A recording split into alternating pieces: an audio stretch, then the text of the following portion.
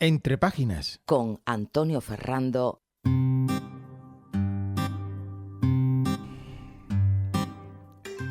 Hola lectoras y lectores, bienvenidas y bienvenidos a este programa de Radio Puerto dedicado a los libros Entre páginas.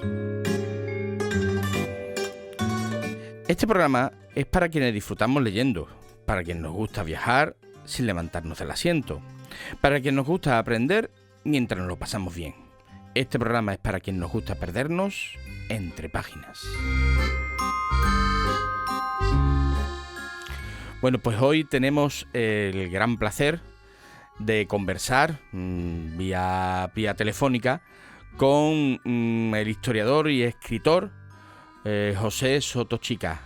José, ¿qué tal? Muy buenas.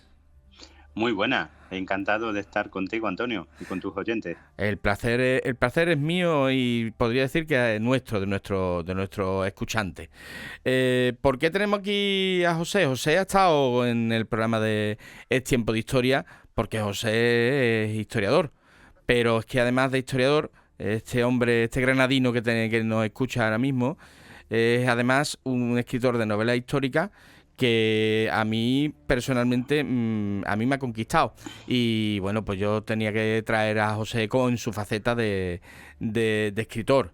De hecho, voy a hacer una pequeña presentación tuya, José, porque lo primero que queremos hacer es hablar de un poquito de ti, ¿no? Bueno, pues José, como he dicho, es granadino y hemos dicho también es historiador, investigador y escritor, especializado sobre todo en sus investigaciones históricas en un periodo que a nadie le gusta, o mejor dicho, yo no he dicho que más que a nadie le gusta, que a nadie le gusta investigar, pero a todo el mundo le gusta saber, que es la antigüedad tardía y la Edad Media inicial sobre todo, ¿no? Y ya ese es tu campo de investigación, ¿no, José? Así es, esa época oscura, como se la llamaba antes, que ya no lo es tanto, porque la investigación va progresando y en los últimos 30, 25 años pues se han hecho grandes avances, pero sí es cierto que particularmente en España, no así en el mundo anglosajón, que siempre ha sido una época que les ha atraído mucho, pero sí en España pues ha sido una época pues mucho menos estudiada. Bueno, pues entre otras cosas, por los trabajos de José Sotochica, pues se han encendido luces en esa época tan oscura. Él es licenciado en Historia por la Universidad de Granada, donde también obtuvo su doctorado con una tesis sobre Bizancio, y es conocido por su profundo conocimiento del Imperio Romano de Oriente y la historia militar, porque otra faceta de José es que José, ¿se puede decir ex militar o como militar es como el sacerdocio, que imprime carácter? Esto hasta que te vayas al otro barrio sigue siéndolo. Yo juré bandera y mi bandera queda jurada hasta el último día. Es decir, que soy militar. Pues mantengo militar. la condición de militar y no solo la mantengo, sino que tengo una relación estupenda con el ejército al punto que hace, pues todavía no ha hecho el año. Recibí un inmenso honor que fue que se me nombró como embajador de la marca Ejército de Tierra. Ah, estupendo. Pues como digo, pues entonces es militar, historiador, investigador y escritor. O sea, todo eso José. Bueno, pues además pues fue militar ejerciente, ahora no es ejerciente, lo que le proporciona una perspectiva singular en sus estudios sobre historia y demás. Pero es que además, y por eso está aquí José, es escritor, y escritor sobre todo de novela histórica. Y cuando hablamos de novela histórica estamos hablando de, por ejemplo, del Dios que habita la espada, que fue premio Daza en narrativa histórica, Bajo el fuego y la sal, que la tengo aquí, que aquí está, y que tuvo el inmenso, le tengo gran gratitud a José porque me la firmó en la Feria del Libro de Madrid, donde pudimos conocernos en persona, y aquí la tengo, la muestro a cámara, Bajo el fuego y la sal. Egilona, reina de Hispania, y luego la novela, su última novela, que es la que acabo de leer y que tuvo el detalle de hacerme llegar, Hasta que pueda matarte, que es la que tengo calentita, recientemente leída, y la que hizo que yo avisara a José, le digo: José, vente al programa, y él muy gustosamente pues lo tenemos aquí. Muchas gracias por venir. Y bueno, en tus novelas estamos hablando de la España visigoda, estamos hablando de Roma, de la etapa final de Roma y demás, de los visigodos, pero aquí da un salto en el tiempo, aquí nos vamos a la Edad Moderna, en Hasta que pueda matarte, ¿no? Ahí pegas un salto mortal. Y eso de casi 1000 años, claro. Pues, respecto a Gilona, por ejemplo, la última, que está ambientada a comienzos del siglo VIII, pues son 800 años de salto. Pero es un salto pues muy apetecible, porque el siglo XVI es una época pues muy interesante, que a todos nos fascina. Es la época del Imperio Español, ¿no? Del Imperio de Felipe II, donde no se ponía el sol. Es la época del nacimiento de las naciones europeas, del Imperio Turco Otomano. Y para un santaferino como yo, ¿no? Que su pueblo, su ciudad se funda en 1491 por parte de los Reyes Católicos, que aquí se firman las capitulaciones, que esto fue una ciudad con una clara vocación militar, precisamente porque había que tener, entre comillas, controlada la zona, porque la población morisca que quedó sometida después de la toma de Granada, pues siempre se la miraba con desconfianza. En fin, todo eso hace que desde la infancia pues yo tuviera muy presente esta época, porque digamos que es la época de que vio nacer mi pueblo, ¿no? Y nosotros los sotos pues llevamos aquí más de 500 años instalados, ¿no? Con lo cual yo he crecido en cierta manera pues oyendo relatos y leyendas y cuentos relacionados con esa época. Bueno, pues la muestra a cámara, Hasta que pueda matarte, con esta impactante portada, donde estamos hablando de una novela histórica, de que, bueno, ya ha pintado un poquito José, pero yo voy a hacer un poquito más para que sepan nuestros escuchantes de qué va la novela. Estamos hablando de eso, del siglo XVI, concretamente de la segunda mitad, 1569 en adelante, y estamos hablando de la Guerra de las Alpujarras, la rebelión de los moriscos, y van a aparecer quizá el principal personaje histórico, que no el principal personaje, no los protagonistas, que aparece es Don Juan de Austria. Don Juan de Austria, el hijo bastardo Jeromín, el hijo bastardo de Carlos V, hermanastro, hermano, pero bueno, por otra línea del rey Prudente, del rey Felipe II, y claro, todo el mundo conoce a Don Juan de Austria por una batalla, por la batalla de Lepanto, ¿vale? Pero aquí estamos hablando de, aunque aparece, y bueno, es que no quiero tampoco desvelar mucho detalle, pero hablamos del Juan de Austria en formación, en este sentido, está su primera experiencia bélica, y donde aparece ya esa formación de ese muchacho joven inexperto que llega a la rebelión de las Alpujarras, y de cómo sale su preparación para luego después afrontar la gran batalla, la batalla de Lepanto, ¿no?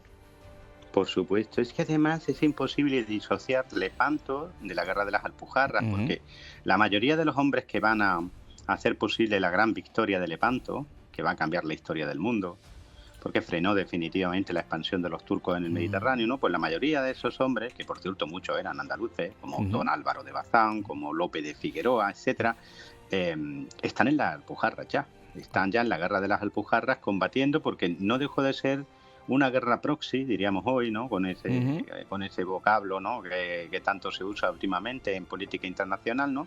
Entre el Imperio Otomano y el Imperio Español, ¿no? Y el más famoso de todos, Don Juan de Austria, se gana los galones de general en la Guerra de la Alpujarra. Él no dejaba de ser un chaval joven, un príncipe que está en el mando por quien es, pero no bastó con eso. Tuvo que aprender el arte de la guerra de una manera además durísima para él, porque iba a perder gente muy importante, ¿no? En esta guerra, porque iba a haber cosas y porque iba a curtirse como lo que terminó siendo, ¿no? Un gran señor de la guerra y un caballero, que también fue siempre eso, Don Juan de Austria, ¿no? Y va a ser en esta guerra, en la Guerra de las Alpujarras, donde Don Juan deje de ser un chaval de 21 o 22 años para convertirse en un hombre pues con una mirada mucho más dura, mucho más madura sobre lo que realmente era una guerra. Claro, porque tal vez en lo que es la personalidad de Don Juan de Austria, comparado con la de su hermano Felipe, quizá Don Juan de Austria es más parecido a su padre, al emperador Carlos, en este sentido, porque el emperador Carlos fue denominado como el último emperador caballero, ¿no? El último emperador o rey que se ponía al frente de su ejército, que estaba allí presente, que no... En cambio, Felipe fue un rey, bueno, porque más de los reyes modernos, de estar situado en su despacho, allí en el Escorial, despachando papeles, haciendo sus gestiones de gobierno, ¿no? Entonces, en ese sentido, don Juan es el espejo de su padre, ¿no? Qué bien traído, Antonio. Está muy bien traído. Es Gracias. que es así. Don Juan, al que su padre nunca reconoció, es decir, llegó a conocer a Carlos pues en sus últimos días en Yuste, pero jamás escuchó la palabra hijo de parte de su padre, ¿no? Pues sin embargo se parecía muchísimo. Es decir, tiene ese espíritu caballeresco, tiene ese afán de aventura y de reconocimiento que Felipe no tuvo. ¿No? Que es un rey mucho más pragmático, mucho más moderno, ¿no? Don Juan todavía se siente caballero y quiere ser por encima de todo un caballero. Él se siente el general de Cristo. Fíjate una anécdota muy bonita que tiene don Juan de Austria y que nos lo muestra tal y como fue. Que después de vencer en Lepanto, se había apoderado de los hijos del almirante Ali Pasha, ¿no? Sí. Y cuando recibe una carta de la hija de Ali Pasha, es decir, de la hermana de estos chicos, solicitándole que tenga piedad de ella, que se ha quedado sola en este mundo y que le devuelva a sus hermanos. Y don Juan inmediatamente hace la gestión para devolverle a sus hermanos. No atiende el requerimiento de una dama como lo haría un caballero de otros tiempos, ¿no? Él sigue siendo lo que su padre siempre soñó con ser y siempre intentó ser, que es un caballero antes que otra cosa, ¿no? Por supuesto fue también un gran general, un gran almirante, uno de los mejores junto con Alejandro Farnesio de esta época, pero por encima de todo caballero. Eso es. Entonces, bueno, ya tenemos el personaje histórico, pero vamos a los protagonistas. Los protagonistas son, yo diría que son 3. 2 hombres y una mujer. Sí. Eso es. Pero en realidad, la protagonista de esta novela es la venganza. ¿No, José? Sí, por supuesto, la venganza. Hay una serie de, ya lo sabes, ¿no? En la literatura, de grandes sentimientos que son los que generan literatura, ¿no? Evidentemente, ¿no? Que es el amor, la venganza. Yo creo que son los dos que están más presentes en toda la literatura, desde la Ilíada, desde la Biblia, etcétera, etcétera, ¿no? Yo creo que son los dos grandes motores, entre otras cosas porque suelen ser los dos grandes motores de la existencia humana, ¿no? Y yo quería jugar aquí con eso, ¿no? Con la venganza como un motor poderosísimo, pero que la novela, si te das cuenta, va a verse a veces balanceada o contrapesada también con el amor. Sí. Va a estar ahí presente también el amor, pero evidentemente la venganza es el auténtico, ¿no? El auténtico leitmotiv de este libro, ¿no? Que es la venganza, cómo pueden dos hombres llegar a ser por completo apresados por el deseo de venganza hasta el punto de odiarse tener un tanto. solo propósito ya en su vida, que es cobrarse venganza del otro, ¿no? Es decir, aunque me cueste la vida, tengo que acabar contigo, ¿no? Eso es, pero es verdad, como tú dices, también está presente el amor.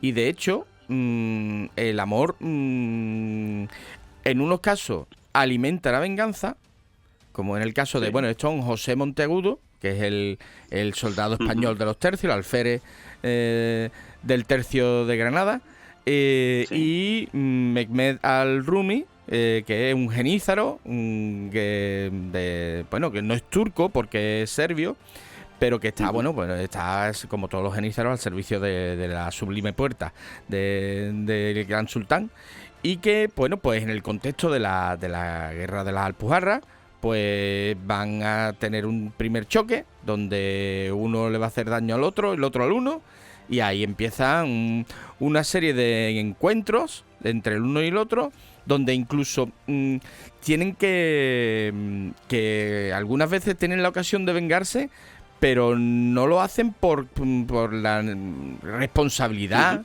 pero les cuesta mucho trabajo, y van a estar toda la novela encontrándose uno al otro intentando vengarse, y siempre en un contexto bélico.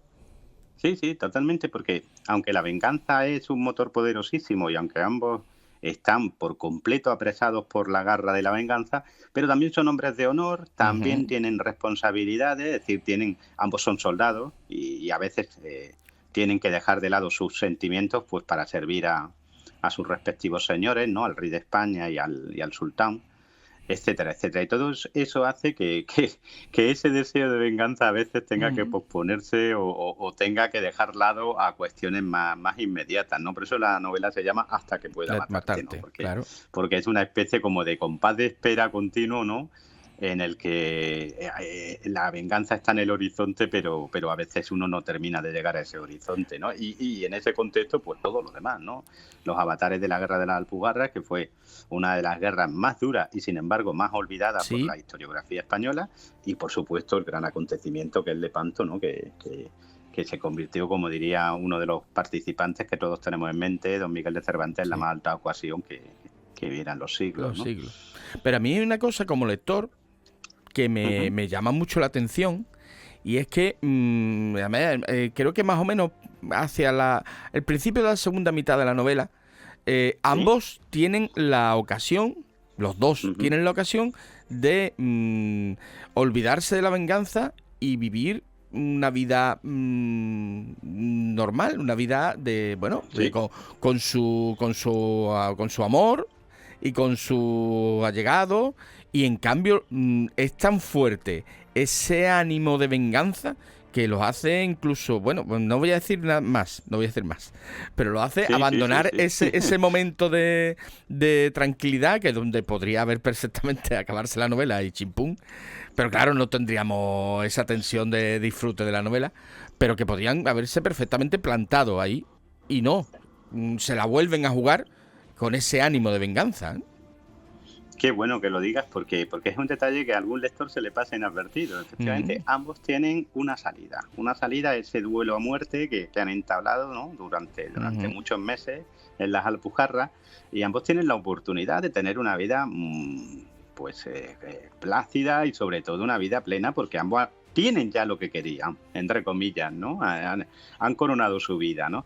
Sin embargo, el deseo de venganza es tan formidable, es tan fuerte, que ninguno está dispuesto a dejarlo, ¿no? Es decir, aquí es una reflexión sobre el alma humana, ¿no? Cómo a veces en determinados deseos pues nos llevan más allá de toda lógica, incluso a arriesgar por completo aquello que creíamos que era para nosotros fundamental. Y sin embargo, lo que era fundamental lo dejamos a un lado por tal de satisfacer ese deseo, en este caso de venganza.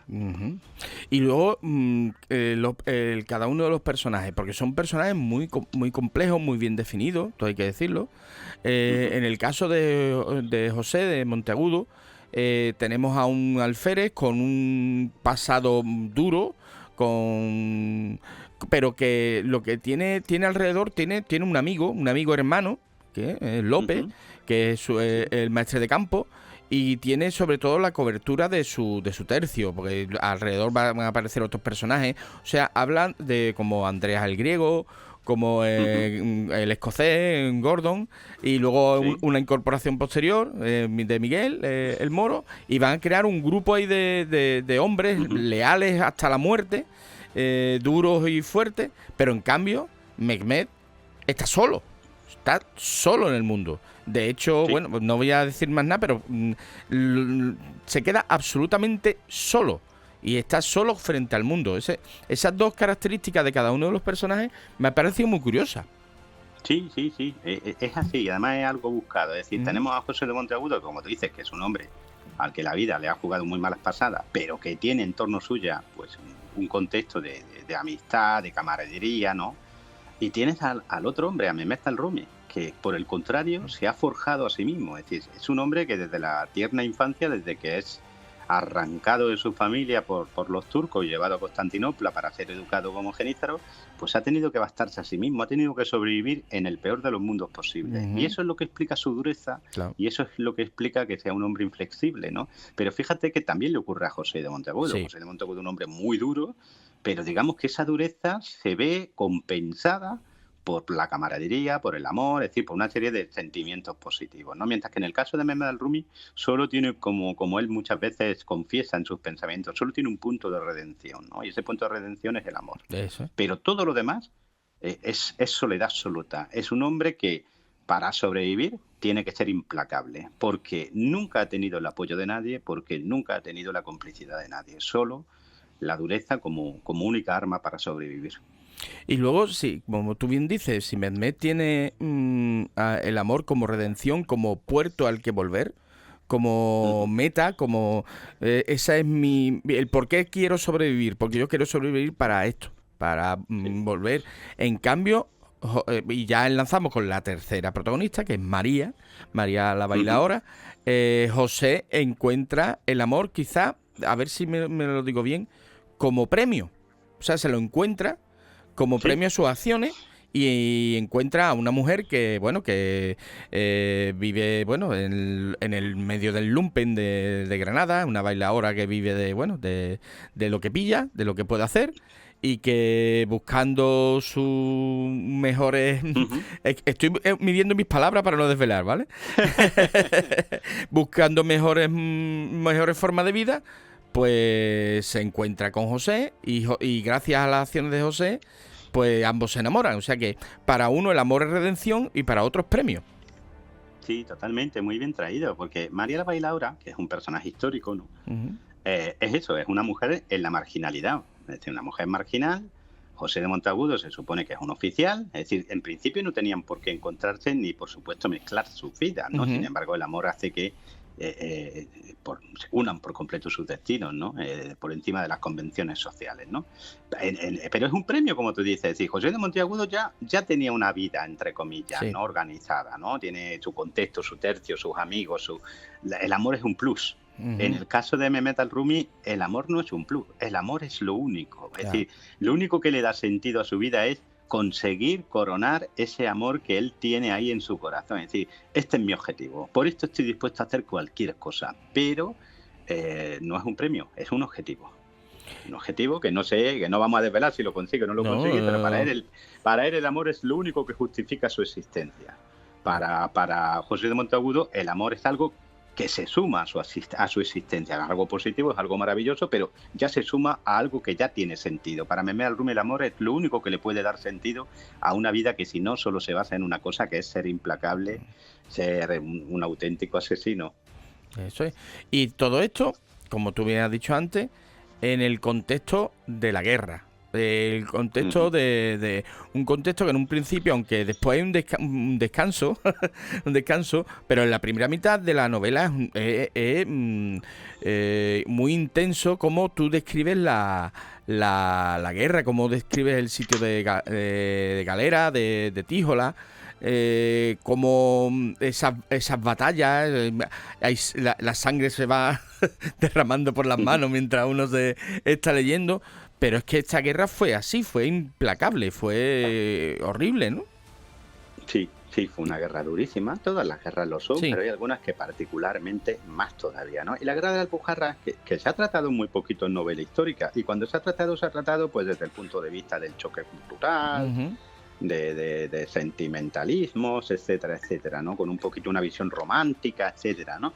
Pero yo quería retratar la verdadera guerra de la Alpujarra, que fue una guerra despiadada, como toda buena guerra civil, porque fue una guerra civil. Castellanos se distinguían porque se vestían de forma distinta, claro. Pero si uno se cambiaba la ropa, tú no sabías si ese señor era morisco o era castellano viejo. Claro, no el caso era el mismo pueblo. De Miguel el Moro. Miguel el Moro cambia de un sitio a otro y lo único que cambia la vestimenta y el nombre. Todos tenemos en la cabeza esa visión romántica del Moro, ¿no? Que claro. Es un señor de piel oscura, con su barba bien perfilada y sus ojos de gacela y todo.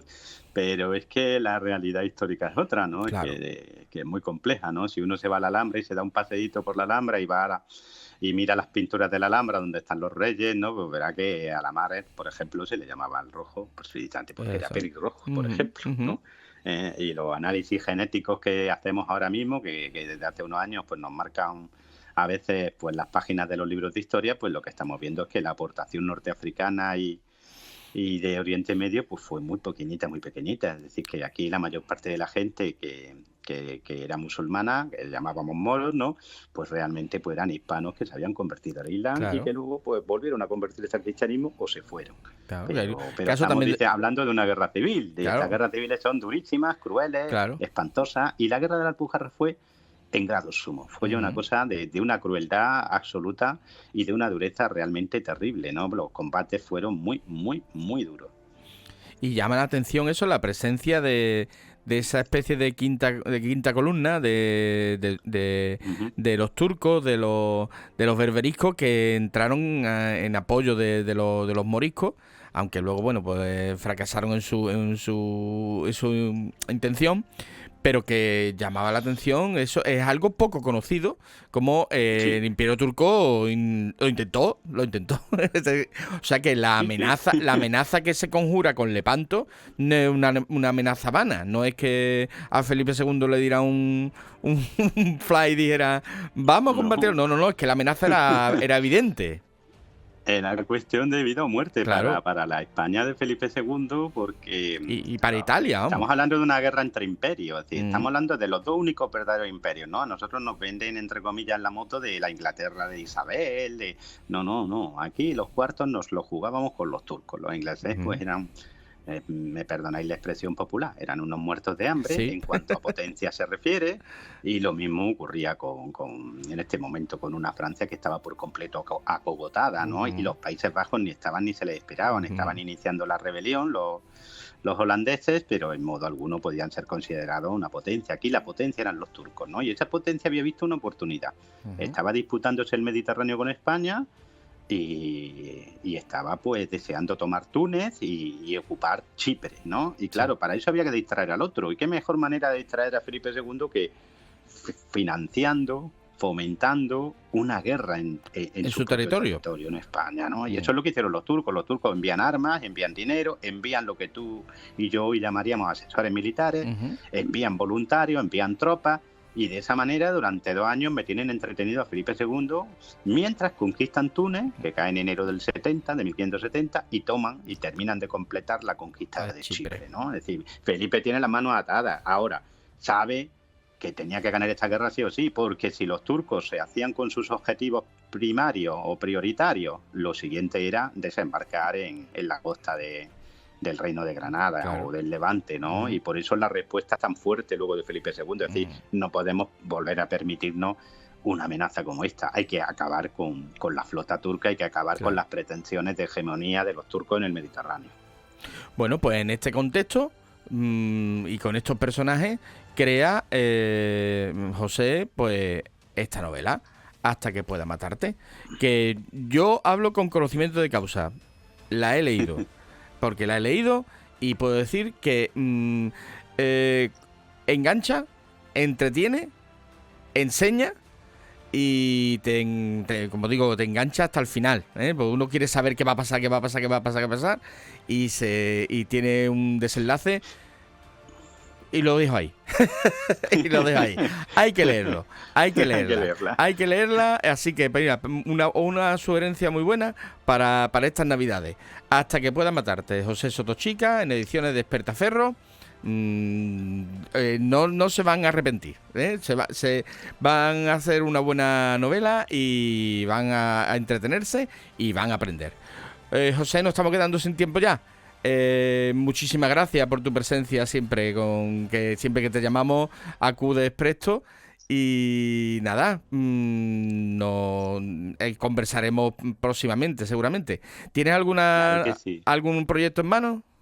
Siempre, siempre, Antonio. Lo primero, darte las gracias. No. Ojalá que nos volvamos a ver pronto. Eh, Y bueno, muchas gracias por esas palabras sobre Hasta que pueda matarte. Y sí, claro que hay proyectos. De ahí hay un ensayo Ajá, que Dios mediante saldrá el año que viene. perfecto. Y hay novela, hay también novela. Así que estamos en ello, José, trabajando como siempre y disfrutando de la historia. José siempre escribiendo, siempre escribiendo. Pues nada, Sí, pues entonces tendremos que volver a conversar, ¿eh? claro que sí, Pues dicho claro que queda. sí. Muchísimas gracias, José, y hasta la próxima. Hasta la próxima. Cuídate mucho. Un abrazo grande. Igualmente. Pues muy interesante, ¿eh? Hasta que pueda matarte, José Sotochica, Despertaferro. Y nos vamos despidiendo. Pues ya sabéis que podéis oírnos en radiopuerto.fm y en nuestras redes sociales, Facebook, YouTube e Instagram, donde también podéis hacer cualquier sugerencia o dar cualquier opinión. Así como en el WhatsApp de Radio Puerto, el 629 12 80 42, haciendo referencia siempre a este programa. En los mandos técnicos ha estado Daniel Borne y quien nos habla es Antonio Ferrando. Y hasta la próxima, nos encontraremos entre páginas.